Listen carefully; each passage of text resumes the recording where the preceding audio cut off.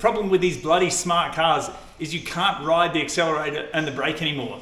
So as I'm accelerating up, I can't even touch the brake or it kills the accelerator. It just makes it so much harder to do this basic stuff. Okay, so now we've got it up. The first thing we want to do is remove this main panel. I believe this is going to be one of the easier tow bars there is to install. Let's see how we go.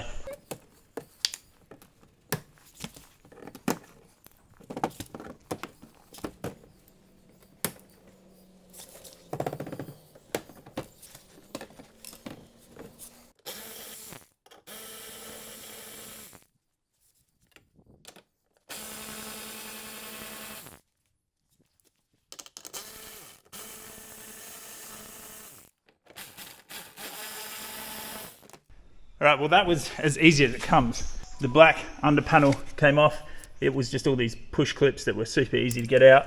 Two of these nuts, which were 10mm, and then for some reason, one nut, which was a 14mm. Where'd he go? He must be in the basket there. Okay, so that plastic nut there actually stays in. Not sure why. They have two different style nuts or three different style nuts. But that was a piece of piss. And now we're under the car. This is pretty cool. You can actually see more of the motor now. Before it was pretty hidden. But I presume there'd be coolant pipes going in and out just there. You can see the hinged points for the motor to actually flex. Oh, that's literally the motor mounts. That's interesting. Pretty cool stuff. So anyway, what we're looking at is the obviously the high voltage is in orange in all of these EVs. Stay away from that orange stuff there because that can carry anywhere from, I don't know, 300 to 700 volts, something like that. Right now we are going to bolt through, I believe it's going to go through here. I'm not sure, we're going to have a look at this. I thought it'd be more obvious, to be honest. It's interesting, as this is hidden, it's not in the white paint or in a underbody paint. It seems to just be in the priming color. You can see here the overspray of the white paint finishes, and this just must be the natural base color. All right, let's get the tow bar out. Okay, so here's what we've got from EV Stealth Solutions. There you are right there. If you need to order any car for almost any EV, contact EV Stealth Solutions. They sell the whole lot. You've got the rating sticker here, tow rating of 2.5 ton, max bull load of 225. Although with the EV9, I'm pretty sure they're rated to like 100 or 125 kilo, not 225 of bull weight. So make sure you check up on that before you put anything too heavy on the back of the car and void your warranty. So what we have here, you've obviously got the tow bar. These are the mounting brackets here. Then we've got the tongue and the ball. You got some small accessories and of course the box full of the wiring for the plug. This is what I want to do next. These are going to mount up into the chassis. And then these four holes on the end are going to bolt into the ends of these. So obviously this one with 5 holes, if I look over here, this end has 5 holes, so it's going to be that end there. So first I just want to see where these sit up in the chassis, and then we'll see if we can get them started. Okay, so looking at the bracket here, this is left hand side, you can tell because it's got the 5 holes. It's going up into the chassis there. That's what we're doing. So it's actually interesting, it's got a thread in there already. And then you've got the 3 holes here. So that's just going to go up, on like that, and then 3 bolts in. And the reason for these 3 humps here is actually just purely to get past this pressed plate here, or this spot welded plate on the chassis. So they're the 3 holes we're going into, and then presumably the same on the other side.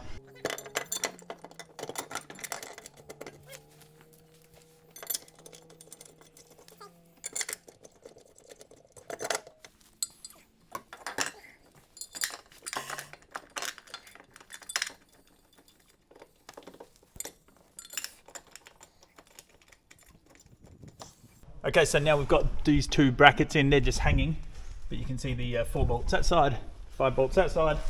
I'm going to get the tow bar. I can't really put it in place until I do this cut. And this is the part that's actually quite funny because it's not very clear. It just says line it up and cut it. They don't give you a stencil or anything, so let's get out of here.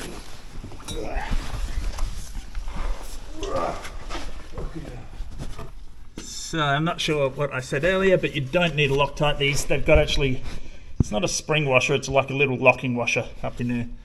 So we just tighten the hell out of them. Got just the bottom forward or bottom front bolts in there, and that lets this swing, and that's the difference from the marks that we got when we held it in place versus doing it this way. So this is definitely the way to do it.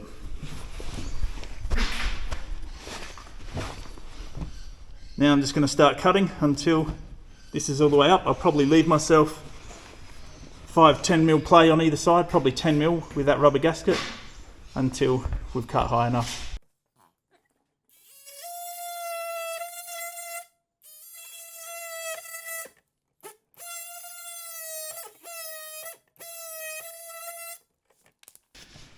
So, tape moved when I was cutting, but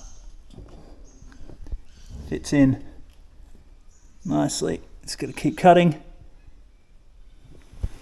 But I feel like this has lost a fair bit of strength. So it's going to be important that wherever we finish, we allow for this plastic to rest on the metal. Otherwise this is just going to be a bit flimsy-dimsy. Okay, so we're just cutting bit by bit.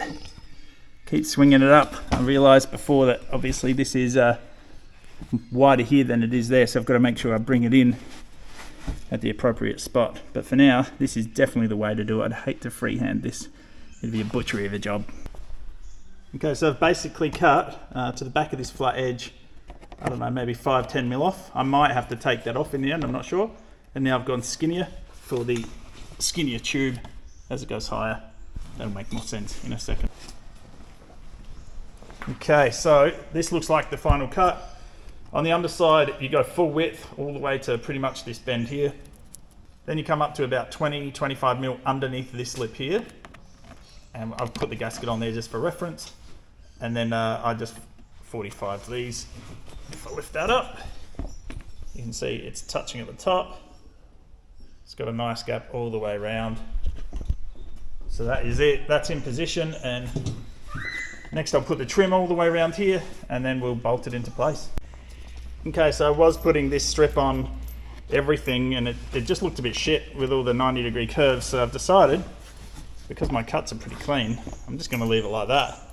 The only reason I want it on the top is if you have a look, that's what the bar sits on now. And without the bar there, you can see it's just so wiggly and loose, so that's where it's going to be sitting on the metal. Alright, time to bolt this bar up and then that's going to be installed. Alright, so that's it. We've got the bolts, washers, lock washer and then nut. They're all tight. Coming up, got this nice little carousel there. Stealth EV, note that they put it upside down for the tow ball to be higher, which is how I always put it on my patrols anyway, because I always need to high it with the caravans and or trailers. And this actually has this plastic guard here. I haven't done this up yet. For now, I'm actually going to start on the wiring and get the wiring harness in. It's got a bolt here. It's got a hole here to bolt on the bracket for the 7-pin plug. For a lot of you that are just trying to install the tow bar, that's basically all there is to it, and then you just got to put that plastic shroud back on. The wiring is going to differ from car to car. In this particular one from EV Stealth Solutions, it's a plug and play kit, which is just going to plug straight into the wiring harness of the car, but depending on the kit you get, it may vary a bit from here.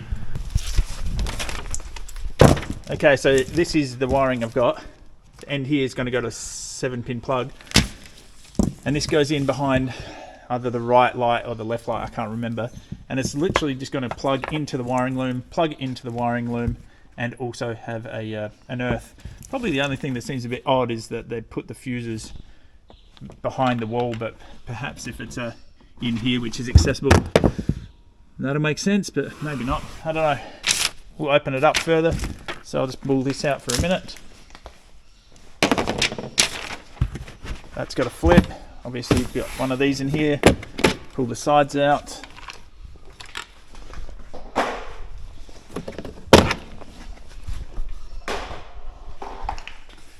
Going to try and remove whatever I can to make this clearer, and then there should be some grommets that we're going to be going through the floor.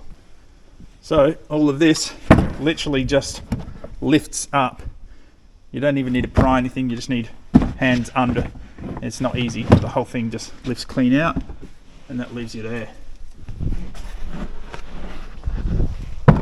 So, And that leaves you underneath here, which is quite interesting actually. All your high voltage stuff going in, steel coolant lines. Okay, so this came in the wiring harness. This is the large black plug here. Then you've got this white one here, which goes into this plug here. That is your main tap into your car. And then you've just got the earth, which is just going to go down and onto that earth right there. So you don't even need to get behind any of the lights or any of the panels in this scenario. If you get this more expensive installation kit, it's way easier to do. And then we're just going to push through a grommet, and then on the other end of it is a 7-pin plug. That is going to be the easiest wiring I've ever done for a trailer plug. So I was looking where to run the cable through, and if you go under there, you don't have to take any of this trim out. I pulled this grommet out here, and then just had Dad feed the wires across. Now I've just got to puncture a hole in the grommet, pull it through, and that's how I'm bringing the cable through and end up at the tow bar. Alright, so I've just wired up this. Use this as a reference because the colours don't line up, but essentially your right signal is the green, your left signal is the white-black, brakes right red-black, earth is brown, and then the white is your tail lights. The other two are surplus, as far as I can tell. But obviously it doesn't line up to normal, so if you need, that's how it's done. So we were just testing them all, and the bloody white one does not turn the clearance lamps on with the lights. The grey and black turn the clearance lamps on. So that might be the same for all of you. I don't know if it's just this kit. Alright, so there we are. It's all finished and installed. Tight as. I love this design. It's got the anti-rattle nut down here. We did also have to cut out a bit of this bottom plastic, just like that, just to allow for the hitch to come through. But no other cutting was required. All the pins straight back in. Did the bolts back up. And that's it. Okay guys, well in my next video I'm going to be towing a caravan behind this EV, something like a 19-foot caravan. So if you're interested in that type of stuff, make sure you subscribe. Thanks for watching.